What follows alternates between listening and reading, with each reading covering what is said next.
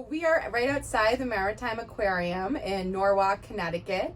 We're on the RV Spirit of the Sound, and we're situated on a river which feeds right out into Long Island Sound, just beyond that bridge. And how long have you been the captain? I've been a captain here for about 4 years. And 4 years ago, did you step on the boat and say, I am the captain now? I probably did, because I was so excited to get my license that I think I did tell pretty much everyone I know. Here in Long Island Sound, there are lots of obstructions underwater, which created the need for many lighthouses.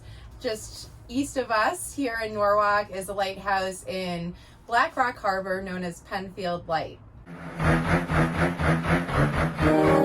That lighthouse was stationed right above a shoal where there's lots of rocks. There was a steamship that ran aground there.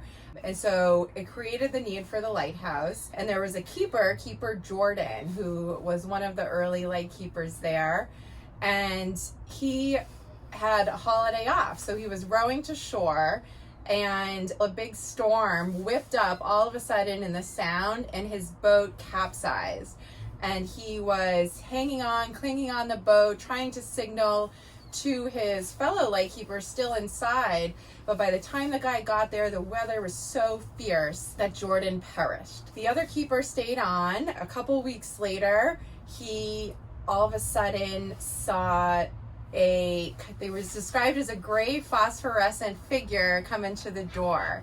And it was Jordan. And Jordan asked, how is the light doing? How is the, the foghorn doing? And the second lightkeeper answered him because he was so convinced it was him.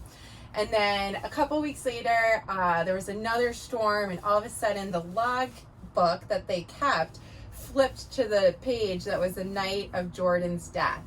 And so it was said to have, the second lightkeeper reported many strange circumstances like this. Another story related to that is that there was 2 boys that were in a rowboat, also got into trouble in the water, and they were rescued by a mysterious stranger. And when they got back safely to shore, they went to turn around and thank that stranger, and the person disappeared. And so that rescue has been attributed to the keeper Jordan said to haunt. Okay, Captain, that door behind you just closed. Does Jordan do that too? Perhaps, yeah. It goes right along with if our logbook starts flipping, then we might beware. Yeah, we should get out of here. This makes me very nervous.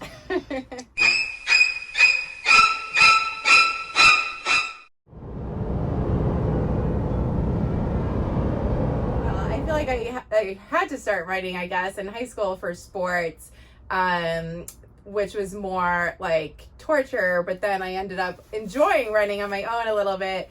And I would actually say more like college and after college is when I actually started doing it for fun and liking a run. Do you enjoy running along the beach? I mean, I do. Oh, I love it. Yeah, I grew up in Mass, and I still love going back there because there's like long stretches of open beaches where you can just run, and it's great. Has running ever helped you through a discouraging time in life? Yes, Can you tell me about that, please? So I would say like post relationships, like post former relationships specifically, has been specifically a time where I found it really useful because you're just kind of forced away, and it allows you to think and process, but you're also kind of focused on your task at hand too. Do you have a race or a 5K or something coming up? I don't, unfortunately. I don't have a race, and now I feel like I should. Can you get one before we go live with a video? Yeah, I know. I know Sono does do one in December. Let's just say Sono Turkey Trot. How about that? Okay. All right. Whether they have it or not, we're going to call it that and get your t-shirt. We'll add a t-shirt in the post. Sounds good. Yeah. Okay. Can we get you ringing the bell? Oh, yeah, sure. What, does that mean somebody sold a ferry ticket?